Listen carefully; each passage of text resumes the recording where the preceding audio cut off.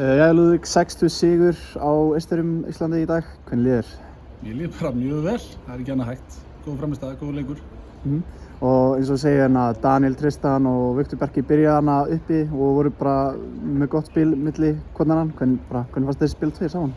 Já, þeir gerðu bara virkilega vel. Smá tíma að ná taktinum í hvernig við vildum gera hlutina, en leiðu við náðum því þá fannst mér bara gaman að horfa á okkur spila svona leikinn sérstaklega í dag og varnarleikurinn eftir við náðum að laga svona ákveðin atriði sem þurfti að laga, þá vorum við bara að mínum mati með þetta og það er bara hrós á drengina fyrir að gera þessu hluti sem við viljum gera bara einstaklega vel. Þú lítur að vera mjög ánægður bara eins og ég segi með þessa hápressu sem voru á vörn Íslands þar. Já, þeir við vitum hvernig þeir spila og hvernig þeir vilja spila, þannig að við vorum búin að undirbúa okkur undir það. Og mér fannst við díla vel við það. Við skorum náttúrulega strax eftir bara 1,5 mínútu eða hvað það var. Og eftir við náðum aðeins að laga varnarleikinn okkar, þá komumst við lítið áleiðis. Við getum alveg orðað það þannig.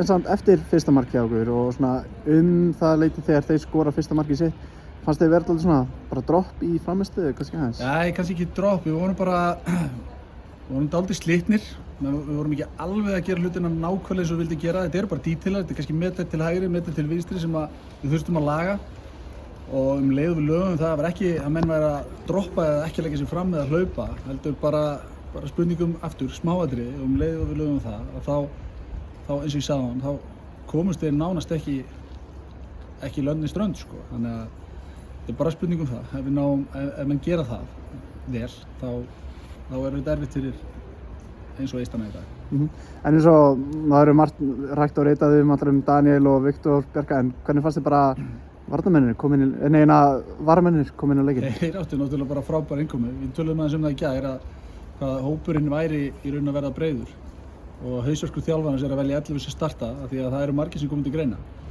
En á sama tíma þá bara skiptir máli að þegar þú fær eitthvað hlutverk að þú neglir hlutverki sem þú færð og ef þú ert í hlutverki varamanns þá verður þú bara að negla það eins vel og hægt er, bæði í undirbúningi og í aðdraganda leiksins og svo þegar þú kemur inn á.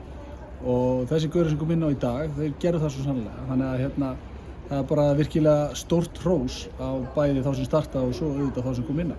Eins og segja, þetta er þá hausverkur en sumir voru að búast við því að Daniel Freyr myndi byrja þennan leik. Hann gerði ekki, með einhverja útskýringu á því? Já, við erum bara að hugsa vel Daniel. Hann er búinn að vera í smá meiðslaperíódu í aðdraganda þessara glugga. Spilaði á sunnudaginn, svo núna er fimmtudagur og svo er mánudagur aftur leikur og það er mikið fyrir Daniel að spila 3 90 mínútna leiki á einni viku. Þannig að við erum að vera skynsamir og okkur fannst bara tilvalið að koma inn í leikinn í dag í stað þess að byrja honum. Þannig að það er aftur, annar leikur á mánudaginn. Tala þann leik, þessi klukka er ekki búinn. Stórlið Frakka er næst, hvernig líst þér á?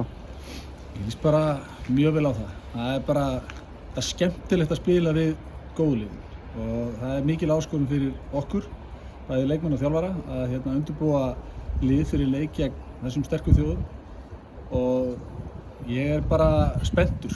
Við erum búin að undirbúa okkur vel. Við förum í það núna með drengjunum, fókusum var á þennan leik en núna erum við að fara að undirbúa þá fyrir þann leik. Og svo er það bara spurning þetta sem ég sagði á hann, að við executum það sem við viljum gera eins vel og hægt er. Er raunhæft að sigra?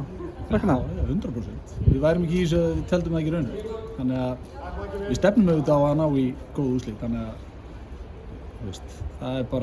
það er alltaf markmið.